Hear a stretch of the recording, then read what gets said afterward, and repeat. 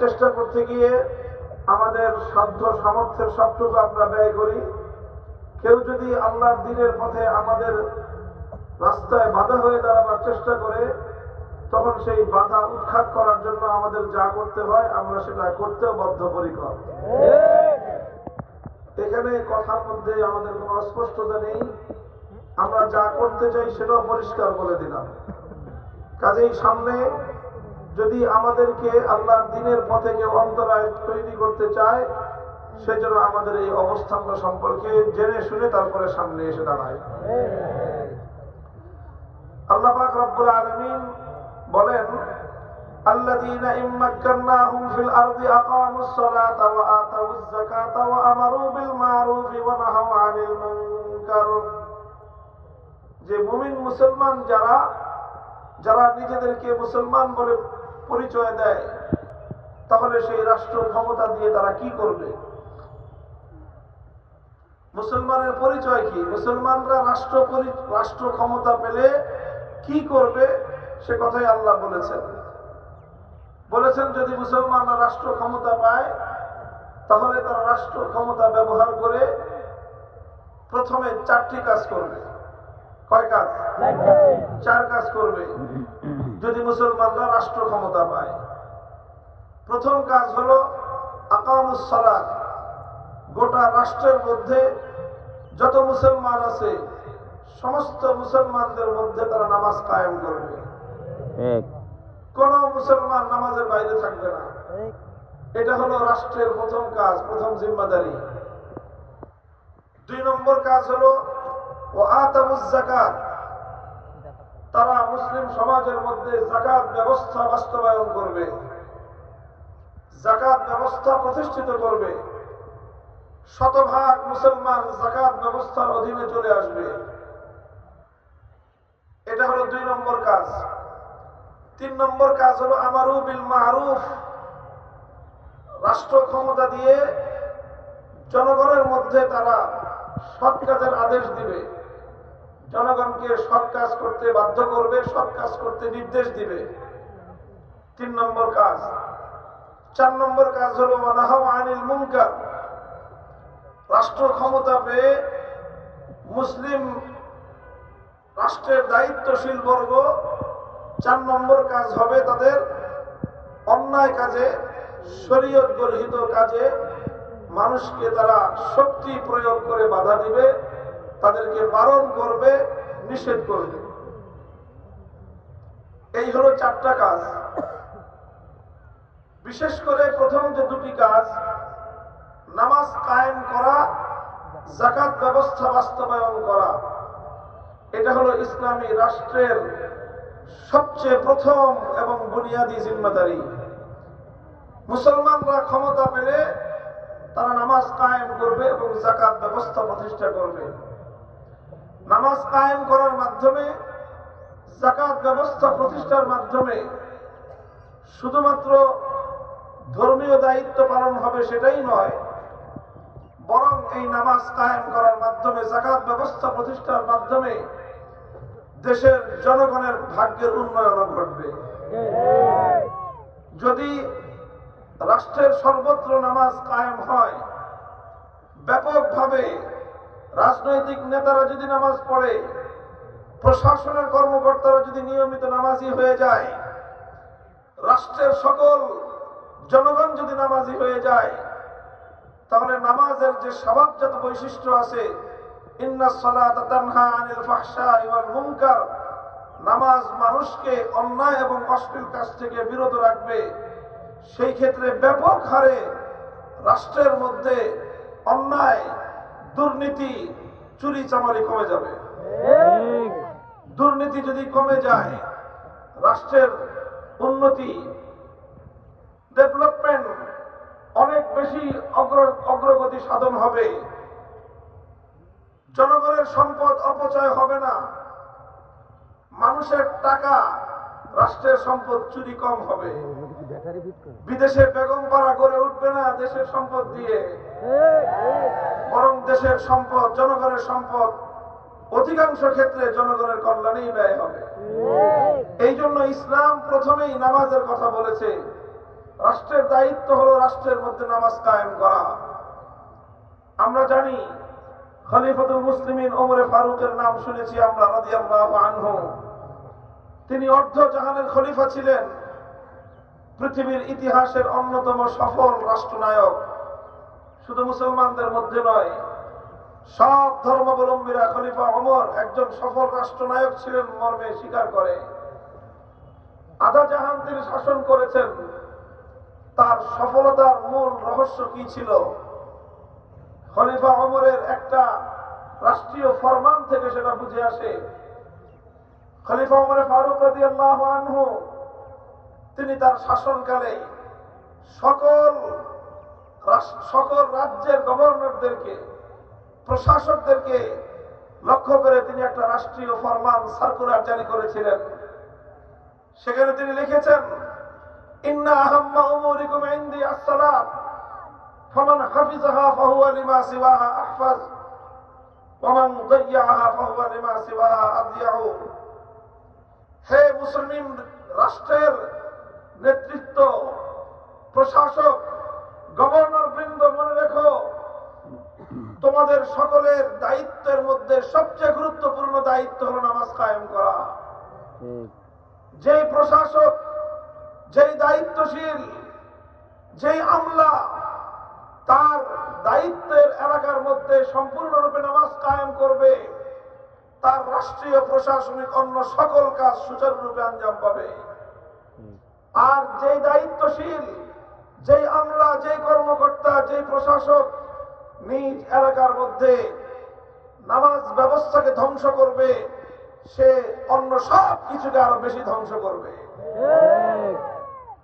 এ থেকে বোঝা যায় যে নামাজ ব্যবস্থার সাথে, নামাজ কায়েম হওয়ার সাথে মুসলমানদের জাগতিক উন্নতির, রাষ্ট্রীয় উন্নতিরও গভীর সম্পর্ক রয়েছে। দ্বিতীয় কথা, যাকাত ব্যবস্থা যদি প্রতিষ্ঠিত হয়, যাকাত আল্লাহ পাক রব্বুল আলামিন এমন ভাবে এই বিধানটা দিয়েছেন, যেই সমাজে যাকাত ব্যবস্থা বাস্তবায়ন হবে সেই সমাজে দারিদ্র থাকতে পারে না। দারিদ্র বিমোচনের জন্য পৃথিবীর ইতিহাসে যাকাতের চেয়ে ইফেক্টিভ কোন কর্মসূচি আজ পর্যন্ত আসে নাই। এইভাবে নামাজ এবং যাকাতের মাধ্যমে রাষ্ট্রের বুনিয়াদ মজবুত হবে, জনগণের ভাগ্যের উন্নয়নের বুনিয়াদ মজবুত হবে, এরপরে রাষ্ট্রীয় অন্যান্য কর্মসূচির মাধ্যমে দেশের উন্নয়ন ঘটবে। মুহতারাম হাজিরিন, এটা কোরআনে পাকের স্পষ্ট নির্দেশনা। আমি এই বিষয়ে দীর্ঘ আলোচনা করতে চাই না। আমি শুধু এই জায়গা থেকে একটা কথা আপনাদেরকে বোঝাবার চেষ্টা করছি। লক্ষ্য করে শুনুন, বুঝুন। নামাজ কায়েম করা এটা ইসলামের সবচেয়ে গুরুত্বপূর্ণ বিধান। কথা বলেন ঠিক না? ঈমানের পরে মুমিনের জন্য সবচেয়ে গুরুত্বপূর্ণ বিধান কি? তারপরের বিধান হলো যাকাত।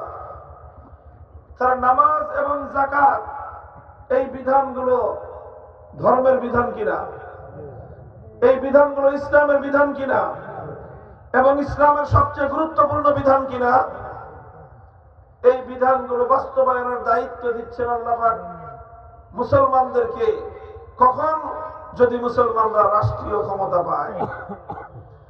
তাহলে মুসলমানদের হাতে রাষ্ট্রীয় ক্ষমতা পেলে নামাজ কায়েম করতে হবে, যাকাত আদায় করতে হবে।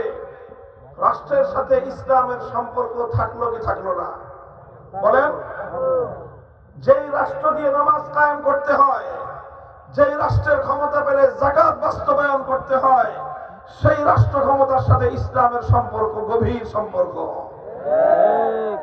সেই রাষ্ট্র ক্ষমতা পেলে, যেই রাষ্ট্র ক্ষমতা পেলে নামাজ কায়েম করতে হয়, যাকাত বাস্তবায়ন করতে হয়, সৎ কাজের আদেশ দিতে হয়, অসৎ কাজে নিষেধ করতে হয়, বাধা দিতে হয়, সেই রাষ্ট্র এটা ইসলামের অধীনে মুসলমানদেরকে পরিচালনা করতে হয়। সুতরাং মুসলমানরা রাষ্ট্র ক্ষমতা পেলে ইসলাম ধর্ম থেকে দূরে যাওয়ার কোনো সুযোগ নাই। রাষ্ট্রকে ইসলাম থেকে বিচ্ছিন্ন রাখার কোনো সুযোগ নাই। এই জন্যই আমরা বলি যে মুসলমান কোনদিন ধর্মনিরপেক্ষ হতে পারে না। মুসলমান কোনদিন সেকুলারিজম গ্রহণ করতে পারে না। অন্যান্য ধর্মাবলম্বীরা পারলেও পারতে পারে। হিন্দুরা, হিন্দু ভাই যারা আছেন তারা ধর্মনিরপেক্ষ মতবাদ অনুসরণ করতে পারে। বৌদ্ধরা চাইলে ধর্মনিরপেক্ষ, কিন্তু কোন মুসলমান ধর্মনিরপেক্ষ মতবাদ অনুসরণ করতে পারে না। বলবেন কারণ কি? হিন্দু বৌদ্ধ খ্রিস্টানরা পারলে মুসলমানরা পারবে না কেন? হিন্দু বৌদ্ধ খ্রিস্টানরা পারলে মুসলমানরা পারবে না কেন? কথাটা খুব গভীর ভাবে বুঝেন। এটা আজ মুসলমানদের জাতীয় প্রশ্ন, এটা ইমানের প্রশ্ন। আমার পর্যবেক্ষণ হলো মুসলিম সমাজের মধ্যে সবচেয়ে বেশি মুসলমানের ইমান হরণ হয় যেই কারণে, সেই কারণটা হলো রাজনৈতিক কারণ। অন্যান্য কারণে মুসলমানদের আমল নষ্ট হয়। ফেসবুক ইউটিউব দিয়ে আমল নষ্ট হয়। সিনেমা দেখলে, নাটক দেখলে মুসলমানদের আমল নষ্ট হয়। নানা রকম অন্যায় অপকর্ম, হাউজি, জুয়া, মদ, নেশা, এগুলোর দ্বারা মুসলমানদের আমল নষ্ট হয়। আর পশ্চিমা ইহুদি খ্রিস্টানদের প্রচলিত রাজনৈতিক ব্যবস্থার দ্বারা মুসলমানদের ইমান নষ্ট হয়। এই জন্য মুসলমান আমলকে ঠিক করার আগে ইমান ঠিক করতে হয়। ইমান ঠিক নাই, তার হাজার আমলের কানাকড়ি মূল্য নাই। আর ইমান যেহেতু নষ্ট হয় রাজনৈতিক কারণে, এই জন্য রাজনীতির ময়দানকে আগে সংশোধন করতে হবে। রাজনীতির ময়দান থেকে বেঈমানি, কুফরি, গাদ্দারি, বিশ্বাসঘাতকতাকে ঝাঁটা পেটা করে বিদায় করতে হবে।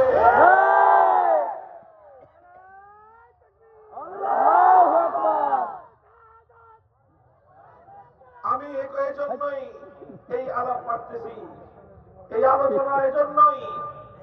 আমার কথা পরিষ্কার কি বললাম?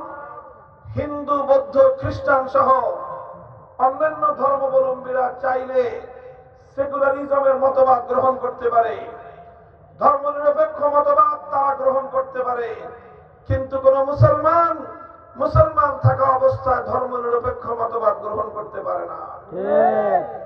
প্রশ্ন করতে পারেন, হিন্দু বৌদ্ধ খ্রিস্টানরা পারলে মুসলমান কেন পারবে না? আমার এই প্রশ্নের জবাব ঠান্ডা মাথায় বুঝেন।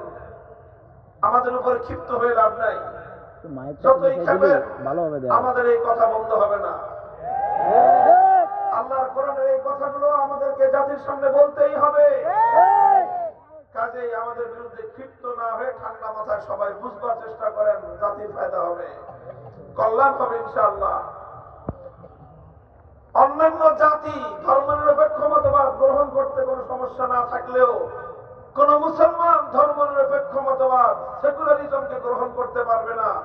এর মূল কারণ হলো এই যে দেখেন, সেকুলারিজম কাকে বলা হয়, ধর্মনিরপেক্ষ মতবাদ কাকে বলা হয়? ধর্মনিরপেক্ষ মতবাদের মূল কথা হলো এই, রাষ্ট্রের সাথে ধর্মের কোনো সম্পর্ক থাকবে না। ধর্মনিরপেক্ষ মতবাদের মূল আদর্শটাই হলো, মূল বক্তব্যটাই হলো, রাষ্ট্রের সাথে কোন ধর্মেরই কোন সম্পর্ক থাকবে না। রাষ্ট্রের সাথে, এই ড্রোনটা বন্ধ করেন কারিনা, রাষ্ট্রের সাথে ইসলাম ধর্মের সম্পর্ক থাকবে না, হিন্দু ধর্মের সম্পর্ক থাকবে না, বৌদ্ধ ধর্মের সম্পর্ক থাকবে না, খ্রিস্ট ধর্মের সম্পর্ক থাকবে না। রাষ্ট্রের সাথে কোন ধর্মের সম্পর্ক থাকবে না। রাষ্ট্র চলবে রাষ্ট্রের গতিতে, যার যার ধর্ম সে পালন করবে। এটার নামই হলো সেকুলারিজম, এটার নামই হলো ধর্মনিরপেক্ষ মতবাদ। ভাই এটা কার? এইটা ড্রোনটা সরান না কেন? এটা আপনারা কি সব ড্রোনের দিকে, উপরের দিকে, আসমানের দিকে মাথা থাকা উঠে থাকেন?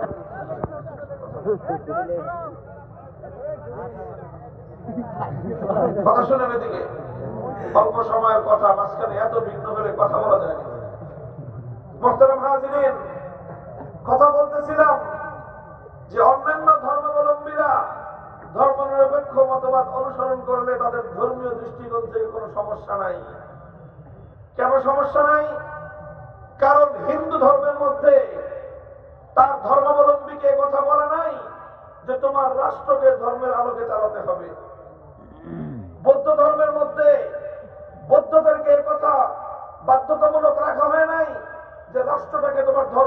চালাতে হবে। খ্রিস্টান ধর্মাবলম্বীরাও তাদের ধর্ম তাদেরকে এই কথা বলে না যে তোমার রাষ্ট্রকে ধর্ম অনুযায়ী চালাতে হবে। এই জন্য হিন্দু, বৌদ্ধ, খ্রিস্টান তারা তাদের রাষ্ট্রকে ধর্ম থেকে আলাদা রাখলে তাদের ধর্মের কোনো সমস্যা নাই। এই জন্য তারা চাইলে তাদের রাষ্ট্রকে তাদের ধর্ম থেকে আলাদা রাখতে পারে। ধর্মনিরপেক্ষ মতবাদের কথা হলো রাষ্ট্রকে ধর্ম থেকে আলাদা রাখো। সুতরাং তারা একই সাথে সেকুলারিজমের আদর্শ অনুসরণ করতে পারে, আবার ধর্ম মানতে পারে। যেহেতু তাদের ধর্মের আদর্শ আর সেকুলারিজমের আদর্শের মধ্যে কোনো কন্ট্রাডিকশন নাই, কোনো বিরোধ নাই, ধর্মনিরপেক্ষ মতবাদ বলে রাষ্ট্রকে ধর্ম থেকে আলাদা রাখো, আর ধর্মের কথা বলে না যে রাষ্ট্রকে ধর্মের আন্ডারে আনো। সুতরাং একজন মানুষ একই সময়ে হিন্দু ধর্মের বিধান মেনে মানতে পারে, আবার সেকুলারিজম মেনে রাষ্ট্রকে ধর্ম থেকে আলাদা রাখতে পারে। একজন বৌদ্ধ একই সময়ে বৌদ্ধ থাকতে পারে, আবার সেকুলারিজম ধর্মনিরপেক্ষতা মেনে রাষ্ট্রকে ধর্ম থেকে আলাদা রাখতে পারে। একজন খ্রিস্টান সে খ্রিস্টান থেকে তার ধর্ম মানতে পারে, আবার রাষ্ট্রকে তার খ্রিস্টান ধর্ম থেকে আলাদা রেখে সেকুলারও সে থাকতে পারে, ধর্মনিরপেক্ষ থাকতে পারে। এই জন্য হিন্দু ধর্মনিরপেক্ষ হলে তার ধর্মের কিছু আসে যায় না, বৌদ্ধ ধর্মনিরপেক্ষ থাকলে তার ধর্মের কিছু আসে যায় না, খ্রিস্টান ধর্মনিরপেক্ষ থাকলে তার ধর্মের কিছু আসে যায় না। কিন্তু মুসলমান যখন ধর্মনিরপেক্ষ মতবাদ গ্রহণ করতে চায়, মুসলমান যদি ধর্মনিরপেক্ষ মতবাদ অনুসরণ করতে চায়, গ্রহণ করতে চায়, তখন মুসলমানের সামনে দুটো আদর্শ আসবে। কয়টা আদর্শ? ধর্মনিরপেক্ষ মতবাদ বলবে রাষ্ট্রকে ধর্ম থেকে আলাদা রাখো, রাষ্ট্রকে ধর্ম থেকে আলাদা রাখো, এটা বলবে ধর্মনিরপেক্ষ মতবাদ। আর ইসলাম মুসলমানকে বলবে খবরদার, রাষ্ট্র যেন ধর্ম থেকে আলাদা হতে না পারে, রাষ্ট্রকে ধর্মের আন্ডারে চালাতে হবে। এটা পরিষ্কার কথা, কোনো গোজামিলের কোনো জায়গা নাই, কথার মধ্যে অস্পষ্টতার কোনো সুযোগ নাই। ইসলাম পড়েন, আমি রেফারেন্স দিলাম কোরআনে কারীমের সূরাতুল হজ্জের ৪১ নম্বর আয়াতের রেফারেন্স। বাড়িতে গিয়ে এই আয়াত খুলবেন, অনুবাদ দেখেন, ট্রান্সলেশন দেখেন, পরিষ্কার কথা আল্লাহ বলছেন মুসলমানরা রাষ্ট্র ক্ষমতা পেলে সর্বপ্রথম নামাজ কায়েম করবে, তারপরে যাকাত বাস্তবায়ন করবে। সুতরাং রাষ্ট্রকে দিয়ে তারা ধর্মকে বাস্তবায়ন করবে। এই জন্য ইসলাম ধর্মের যদি কেউ মানতে চায়, কোন মুসলমান যদি রাষ্ট্র ক্ষমতা পায়, তাহলে সে রাষ্ট্রকে, ইসলাম বলবে তোমার রাষ্ট্রকে ধর্মের আন্ডারে আনো, তোমার রাষ্ট্রকে তুমি ধর্ম অনুযায়ী চালাও, তোমার রাষ্ট্রের মধ্যে তুমি ইসলামকে বাস্তবায়ন করো, এটাই বলবে ইসলাম। এখন একদিকে সেকুলারিজম বলতেছে রাষ্ট্রকে ধর্ম থেকে আলাদা করো, আরেকদিকে ইসলাম বলতেছে রাষ্ট্রকে ধর্মের আন্ডারে আনো। এবার আমি আপনাদের কাছে জিজ্ঞাসা করতে চাই, আপনারা একটু চিন্তা করে বিবেকের সাথে বিবেক দিয়ে জবাব দেন, একজন মানুষের পক্ষে একই সময়ে রাষ্ট্রকে ধর্ম থেকে আলাদা করা, আবার রাষ্ট্রকে ধর্মের আন্ডারে নেওয়া, ধর্ম অনুযায়ী রাষ্ট্রকে চালানো, দুটো নির্দেশ একসাথে পালন করা সম্ভব না। যদি সে ধর্মনিরপেক্ষ মতবাদের আদর্শ অনুসরণ করতে চায়, রাষ্ট্রকে ধর্ম থেকে আলাদা করতে হবে, আর যদি সে ইসলাম মানতে চায়, তাহলে রাষ্ট্রকে ধর্মের আন্ডারে চালাতে হবে। এখন যারা ধর্মনিরপেক্ষ মতবাদের রাজনীতি করেন, বাংলাদেশে ঘোষিতভাবে একটা রাজনৈতিক দলই আগাগোড়া ধর্মনিরপেক্ষ মতবাদের রাজনীতি করেছে, আওয়ামী লীগ। আওয়ামী লীগের নেতৃবৃন্দ পালাইছে, তার মানে এই তো না যে সব অনুসারীরাও পালাই গেছে, তা তো আর না।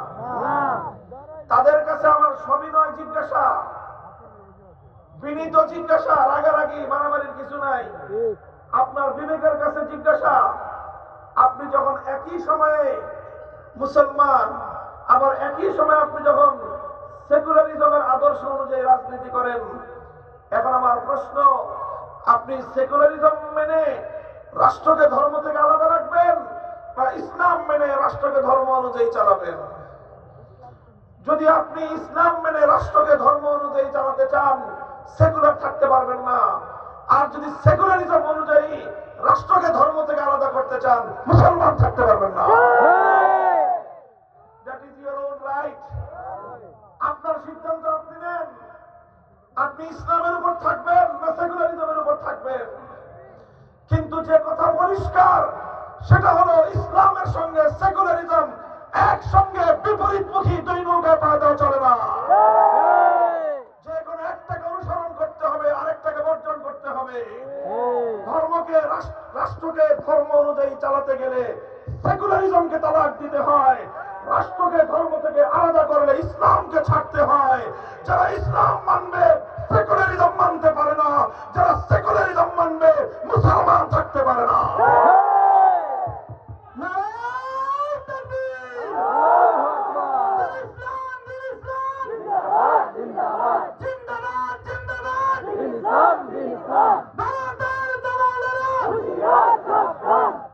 মুহতারাম হাজিরিন, এটা হলো সংক্ষিপ্ত একটা কথা।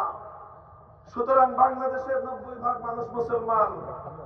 আপনারা কেউ প্রশ্ন করতে পারেন যে হুজুর, একই সঙ্গে ইসলাম আর ধর্মনিরপেক্ষ মতবাদ দুইটা চালানো যায় না? কে বললো? যে আওয়ামী লীগ তো চালাইলো 54 বছর ধরে। আওয়ামী লীগ তো 54 বছর ধরেই তারা মুসলমানও আবার তারা ধর্মনিরপেক্ষ। ভাই, এটা কেমনে করলো তাহলে বলেন? এটা করছে কিভাবে জানেন? এটা করছে যেইভাবে, সেটা হলো এই: হয় তারা ধর্মনিরপেক্ষ মতবাদটা বুঝে শুনে পালন করছে, আর না হয় না বুঝে শুনে করছে। যদি তারা বুঝে শুনে করে থাকে, ধর্মনিরপেক্ষ মতবাদের রাজনীতি যদি তারা বুঝে শুনে করে থাকে, 100% কনফার্ম একজনেরও ঈমান নাই। আমার ধারণা এরা কেউ বুঝে শুনে করে নাই। এদের নেতারা কিছু বুঝে শুনে রাজনীতি করেছে। এরা ধর্মনিরপেক্ষ মতবাদ কি জিনিস বুঝে শুনে করেছে। আর বাকি গড়পড়তায় শতকরা 90% আওয়ামী লীগের যারা, তারাও ধর্মনিরপেক্ষ মতবাদটা কি জিনিস এটা মানলে যে ইসলাম মানা যায় না, এটা না বুঝেই তারা ধর্মনিরপেক্ষ মতবাদের রাজনীতি করেছে। যদি না বুঝে শুনে করে থাকে, তো গণ্ড মূর্খের দল। এর বাইরে করলে মূর্খের দল। কাজেই এখন আপনারা মূর্খ থাকবেন না বেঈমান হবেন, আগামী দিনে আপনাদের সিদ্ধান্তের বিষয়। তবে মুসলমানদের বাংলাদেশে, শাহজালালের বাংলাদেশে, হাজী শরীয়তুল্লাহর বাংলাদেশে, স্বাধীন বাংলাদেশে ভারতীয় আধিপত্যবাদের ধর্মনিরপেক্ষ মতবাদ আগামী দিনে চলতে পারে না, চলতে দেওয়া হবে না।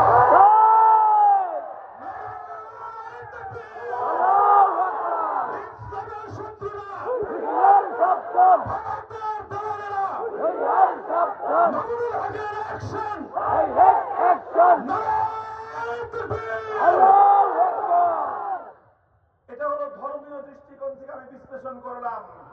ঐতিহাসিক ভাবেও বাংলাদেশে ধর্মনিরপেক্ষ মতবাদ চলতে পারে না। বলবেন ঐতিহাসিক কিভাবে? ছোট্ট কথা, 190 বছর পর্যন্ত ব্রিটিশরা আমাদের এই গোটা ভারত উপমহাদেশ দখল করে রাখার পর 1947 সালে যখন ব্রিটিশদের সাম্রাজ্যবাদের পতন ঘটল, এই ভারত উপমহাদেশ যখন স্বাধীনতা লাভ করলো, তখন প্রশ্ন ছিল দেশটা কিভাবে চলবে। অনেক অনেক মতপার্থক্য হওয়ার পর চূড়ান্ত সিদ্ধান্ত হয়েছে দেশটা ভাগ হবে। 47 সালে সিদ্ধান্ত হয়েছিল কি দেশটা ভাগ হবে। কিভাবে ভাগ হবে? হিন্দুরা বলল, আমরা মুসলমানরা বলল, আমরা এত রক্ত দিয়েছি, জীবন দিয়েছি ধর্মনিরপেক্ষ রাষ্ট্র গঠন করার জন্য নয়, আল্লাহর জমিনে ইসলামী রাষ্ট্র গঠন করতে চাই। অনেক মীমাংসা করার চেষ্টা করা হলো, কিন্তু এভাবে কোনোভাবেই আর মীমাংসা হলো না। শেষ পর্যন্ত দেশটা দুই ভাগ হলো। এক ভাগ ধর্মনিরপেক্ষতার ভাগ, আরেক ভাগ ইসলামের ভাগ। যদিও ধর্মনিরপেক্ষতা আমাদেরকে ভাগে বেশি দেওয়া হয়েছে, জমিন ভাগ করেছে, 20 কাঠা জমিন ওদেরকে দিয়ে দিছে, 14 কাঠা আমাদেরকে দিছে মাত্র 6 কাঠা। দেশটাকে ভাগ করে ওদেরকে প্রায় 4 ভাগের মধ্যে 3 ভাগ ওদেরকে দিয়ে দিছে। মুসলমানদেরকে বঞ্চিত করা হয়েছে, মুসলমানদের সঙ্গে বৈষম্য করা হয়েছে, তাদেরকে প্রাপ্য অধিকার থেকে বঞ্চিত করে তাদেরকে দেওয়া হয়েছে মাত্র 4/1 মাত্র অল্প একটু অংশ। মুসলমানরা তাও মেনে নিয়েছে, ঠিক আছে কম পেয়েছি কমই থাক। আমরা আমাদের জায়গাগুলোকে ভাগ করার সময় বাংলাদেশের মানচিত্রটার মধ্য দিয়ে দেখবেন মনে হয় তেলাসোরা হাঁটায় হেঁটে গেছে, এরকম আঁকা বাঁকা মানচিত্র। কারণটা কি? কারণ মানচিত্রের মধ্যে সীমান্ত এলাকায় যত ভালো ভালো ক্রিম গুলো ছিল 47 সালে সব ভারতকে দেওয়া হয়েছে। দার্জিলিং বাংলাদেশ পায়, ভারতকে দেওয়া হয়েছে। সেখানে ওই যে আপনার কি বলে সুনামগঞ্জ এলাকায় ওখানে পাথরের যে পাহাড়গুলো ভারতকে দিয়ে দেওয়া হয়েছে। সব ভালো ক্রিম গুলো ওই পাশে ফেলে আর আমাদের এদিকে খালি রুটি বানাইছে। আমরা বললাম ঠিক আছে, ক্রিম ছাড়া যা মাটি পেয়েছি এই মাটি আমাদের জন্য যথেষ্ট, আমাদের এত উন্নতির প্রয়োজন নাই, এত টাকা পয়সার উন্নতির দরকার নাই, এত খনিজ সম্পদের প্রয়োজন নাই। 3 বেলা খেতে না পারলে 1 বেলা খাবো, না পারলে পেটে পাথর বাঁধবো, তবু আমরা একটা ভূখণ্ড চাই, একটা মানচিত্র চাই, একটা দেশ চাই যে দেশে আইন চলবে আল্লাহর, সংবিধান হবে কোরআনের। এইভাবে দেশটা ভাগ হয়েছে 47 সালে। এরপরে সেই 47 সাল থেকে 71, 24 বছর স্বৈরাচারী পশ্চিম পাকিস্তানিরা সেই ওয়াদা ভঙ্গ করে গাদ্দারি করেছে দেখে পাকিস্তানকে ভেঙে টুকরো করা হয়েছে। বাংলাদেশ হয়েছে, কিন্তু 47-এর ভাগ পরিবর্তন হয় নাই। 47-এর ভাগ পরিবর্তন হয় নাই। ভারত মনে করেছিল 71-এর পর বাংলাদেশ স্বাধীন হওয়ার পর ভারত গিলে খাবে। এদেশের দেশপ্রেমিক মুক্তিযোদ্ধা সেনাবাহিনীর কারণে, দেশপ্রেমিক জনতার কারণে ভারত বাংলাদেশকে গিলে খেতে পারে না। এই জন্য বাংলাদেশ 47 সালের ভাগ নিয়ে আজও পর্যন্ত বেঁচে আছে। 71-এর মুক্তিযুদ্ধ ছিল বৈষম্যের বিরুদ্ধে লড়াই, জালিমের বিরুদ্ধে মজলুমের লড়াই। 54 বছর পর্যন্ত, 71-এর আগে 24 বছর পশ্চিম পাকিস্তানি স্বৈর শাসকরা গাদ্দারি করেছে, বিশ্বাসঘাতকতা করেছে। 72 থেকে 2024 সাল পর্যন্ত বাংলাদেশের অধিকাংশ শাসকরা বিশ্বাসঘাতকতার গাদ্দারি করেছে জাতির সঙ্গে। 24 জুলাই আগস্টের বিপ্লবের পর এবার আমাদের পরিষ্কার পয়গাম, আমরা ভাগ করেছি দেশ, এক ভাগ করেছে ধর্মনিরপেক্ষতার জন্য, আরেক ভাগ করেছে ইসলামের জন্য। ইসলামের ভাগের যে অংশ, এখানে যদি কেউ ধর্মনিরপেক্ষতাবাদের রাজনীতির চাষাবাদ করতে চাও, তোমাদেরকে পরিষ্কার কথা, তোমাদের যদি ইসলামের চেয়ে ধর্মনিরপেক্ষ মতবাদ এত পছন্দ হয়ে থাকে, নেত্রীর মতো ধর্মনিরপেক্ষ দেশে চলে যাও। সীমান্ত খোলা আছে, তবে এখানে এতটুকু যারা খুনি এরা যেন এমনি পার হয়ে যেতে না পারে, বিচার যেন করা হয়, এটাই হলো দাবি। বিচার টিচার হয়ে গেলে যদি কেউ মুক্তি পায় চলে যাক, অন্য দেশে গিয়ে ধর্মনিরপেক্ষতার রাজনীতি করুক, তাতে আমাদের আপত্তি নাই। সংবিধান সংশোধন হচ্ছে, 1947-এর ভাগাভাগি, 1971-এর মুক্তিযুদ্ধ, জুলাই আগস্টের 24-এর বিপ্লব, এই 3 বুনিয়াদকে সামনে রেখে আগামীর বাংলাদেশ হবে ইসলামের বাংলাদেশ, মুসলমানদের বাংলাদেশ।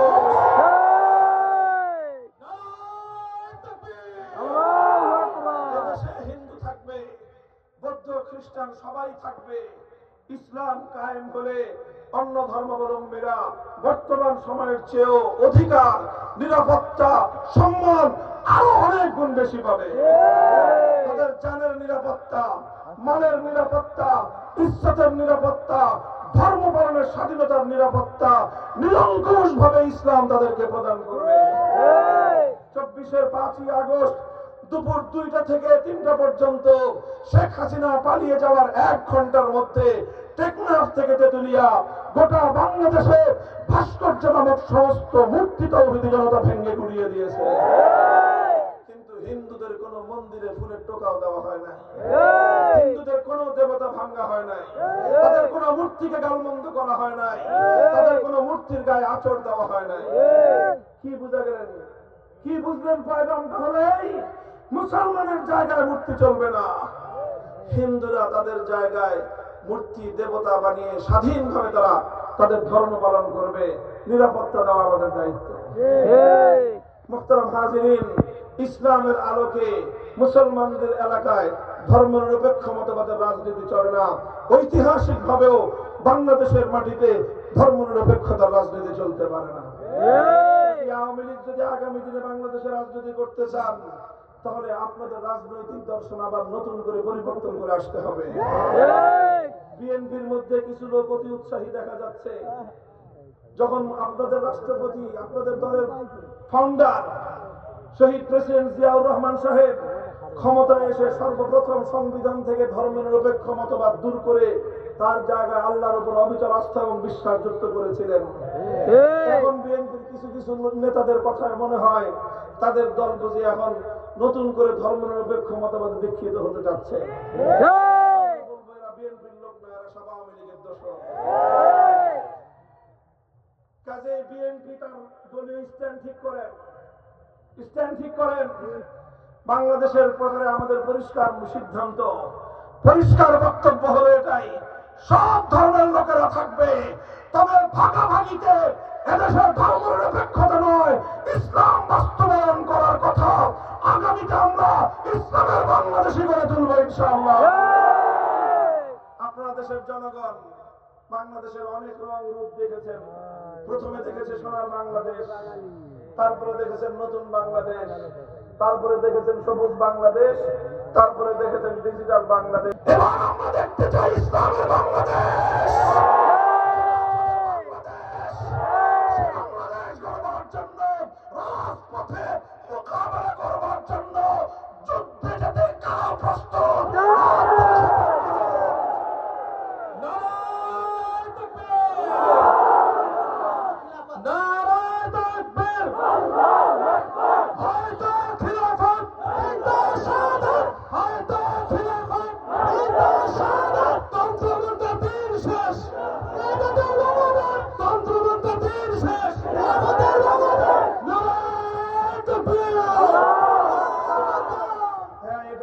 কথার কথা না, অঙ্গীকার।